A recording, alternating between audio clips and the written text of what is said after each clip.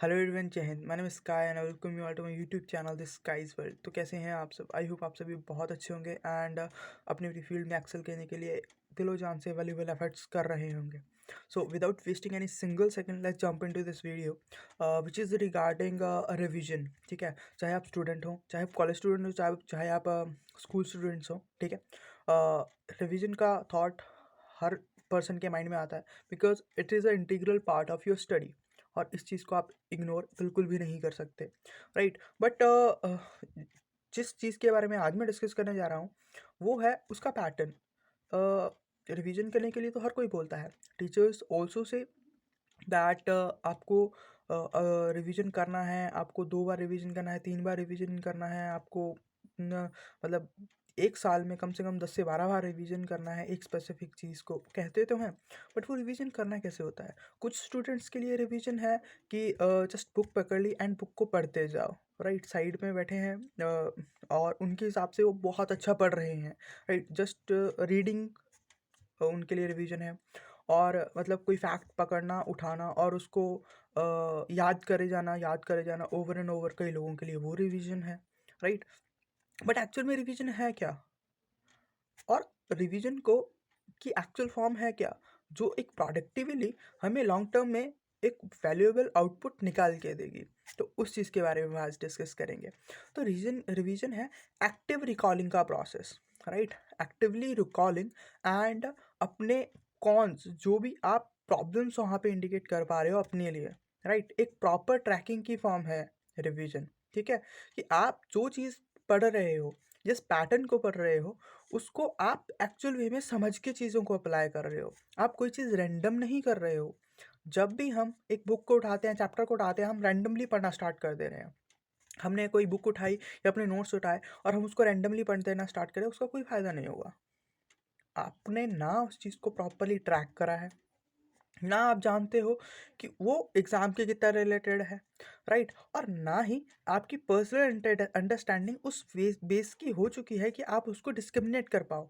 Most of the time students revision को अपने आप पे थोपते हैं।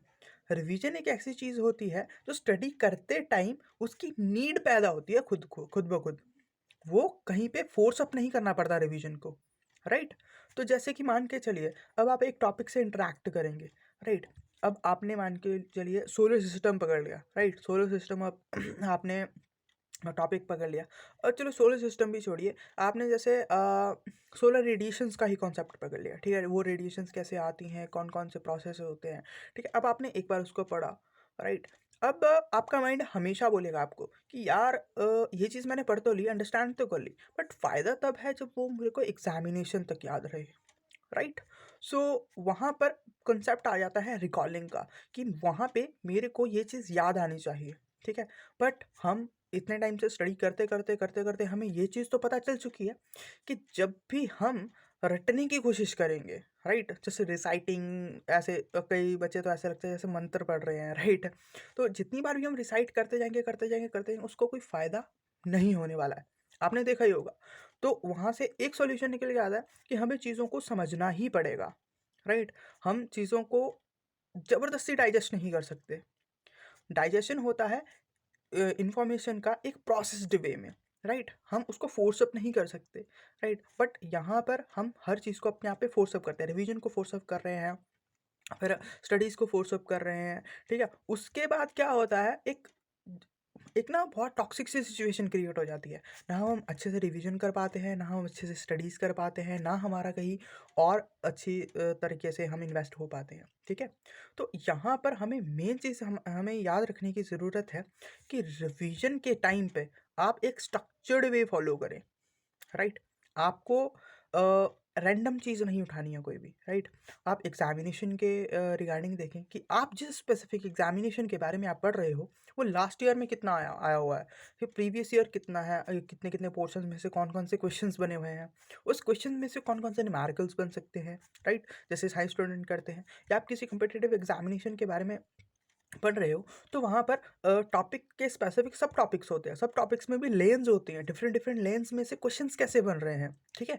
आप उस चीज़ को ट्रैकअप कर सकते हो, एक ब्लैंक पेज पे निकाल सकते हो कि हाँ यार, इस टॉपिक में से ये चीज़ें इंपॉर्टेंट है। फिर उनको ट्रैकअप करके ठीक है?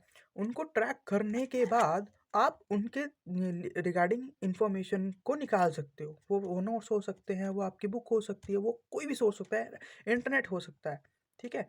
तो उस वे से जब आप उस इन्फॉर्मेशन को निकाल लोगे, उसको समझना है, राइट? अभी मैं बात कर रहा था ना पहले कि जस्ट हम रिसाइट करने पे फोकस करते हैं कि बस याद करना है। बट वो याद क्या हुआ, वो एक कहावत है, हमारे एक टीचर थे, वो कहते थे कि रटा हुआ एक बार, राइट, सॉरी, रटा हुआ आपको बार बार रटना पड़ेगा, ठीक है? जब एग्जामिनेशन आएगा, जब पेपर आएगा, तब रटना पड़ेगा, ठीक है? बट समझा हुआ एक बार, सिर्फ एक बार लाइफ में उस चीज़ को, फैक्ट को समझना पड़ता है। बाकी वो स्पेसिफिक चीज़ आपका साथ कभी नहीं छोड़ती है। आपको 2 या 3 या 4 टर्म्स आपको याद दिलाई जाएंगी, आपको पूरा टॉपिक याद हो जाएगा। वो होती है अंडरस्टैंडिंग, ठीक है? उसके बेसिस पे आपने चलना है, ठीक है? आपको आपने चीज़ों को रटना नहीं है। और जब आप समझ लोगे, उसके बाद क्या होता है कि कुछ पैचेस इन्फॉर्मेशन के रह जाते हैं, ठीक है? कि अब मान के चलो पर्सन्स न्यूटन का लॉ पढ़ते हैं, ठीक है? या पॉलिटी के रिगार्डिंग कोई फैक्ट पढ़ रहे हैं, ठीक है? जो फंडामेंटल राइट्स के रिगार्डिंग है ना? अब उसमें क्या होगा, उसको कुछ कुछ पैचेस मतलब भूल जाता है इंसान, बिकॉज वी ऑल्सो ह्यूमन, ठीक है? अब ह्यूमन टेंडेंसी है, अब हम कोई ना कोई चीज़ भूल ही जाएंगे, ये तो नहीं है कि 100% चीज़ें याद रहेंगी। तो उन चीज़ों के लिए होता है रिवीजन, राइट? तो उस चीज़ के लिए हमें बार बार उस चीज़ को रिवाइज करना पड़ता है कि हाँ, मैं ये स्पेसिफिक चीज़ भूल गया था, राइट? और विद टाइम क्या होता है कि जिन चीज़ों में हम अच्छे भी थे, वो भी बीच बीच में भूलने शुरू हो जाती हैं। तो उसके लिए पीरियोडिक रिवीजन बहुत ज़्यादा इंपॉर्टेंट है, ठीक है? तो उन चीज़ को समझना है, समझने के बाद उन चीज़ों के बारे में एक प्रॉपर अंडरस्टैंडिंग बिठानी है।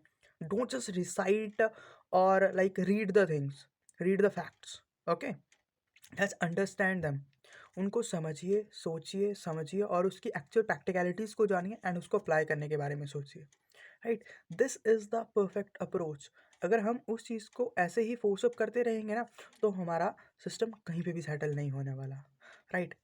और अब ये तो बात होगी रिवीजन के रिगार्डिंग, ठीक है? और रिवीजन को आपको इसी वे में करना है, ठीक है? और आप हो सके तो जिन चीज़ों को आप अंडरस्टैंड करें, उसके शॉर्ट नोट्स ज़रूर प्रिपेयर करें, ठीक है? और जो आपके एग्जिस्टिंग नोट्स हैं, उनमें अगर आपको लगता है कि कहीं भी से कोई बहुत अच्छी इन्फॉर्मेशन आ रही है, या कुछ इन्फॉर्मेशन ऐसी होती है जो टीचर्स लिखवा देते हैं, बहुत कॉम्प्लिकेटेड होती है। वो वैसे तो कॉम्प्लिकेटेड नहीं होती, क्योंकि टीचर अपनी अंडरस्टैंडिंग से चीज़ लिखवाते हैं।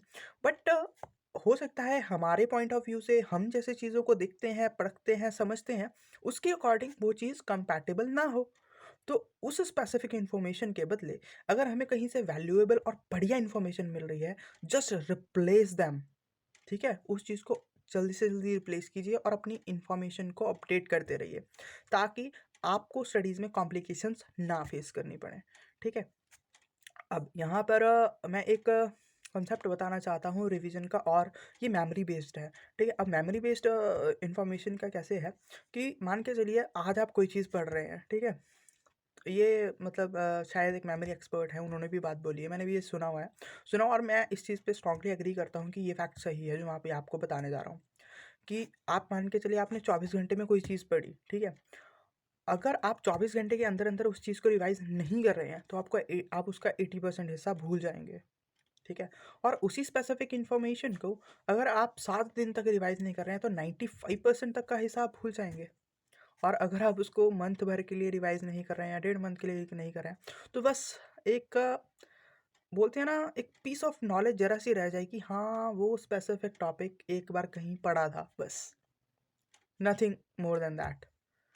तो आपको पीरियोडिक रिवीजन का बहुत सिस्टम रखना है। अगर आपने चीज़ों को पढ़ा है डे बेसिस पे, वीकली बेसिस पे और मंथली बेसिस पे, उसके बाद सेक्शंस बना लीजिए 3-3 मंथ के, कि लास्ट 3 मंथ में मैंने क्या चीज़ पढ़ी थी, और उसको रिवाइज़ करके, और जब आप देखोगे, जब आप एग्ज़ामिनेशन तक पहुँचोगे ना, कम से कम 10 से 12 या 15 बार आप रिवाइज़ कर चुके होगे, राइट? और ये एक एफर्टलेस स्टडी होती है, क्योंकि जब आप चीज़ों के साथ इंटरेक्शन बढ़ा लोगे, तो वो चीज़ आपको कभी भी नहीं भूलती है।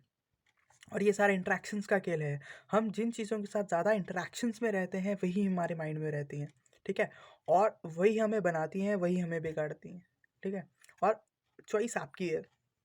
आपने कौन सी चीज़ को अपने माइंड में जगह देनी है, ठीक है? क्योंकि जो चीज़ आपके माइंड में रहेगी वही आपको सक्सेसफुल बनाएगी या आपको गिरा डालेगी। Okay, so this is all about revision, ठीक है? ये सब चीज़ें मैसेजेस मैं आपको कन्वे करना चाहता था। If you like the content please do like share and subscribe my YouTube channel.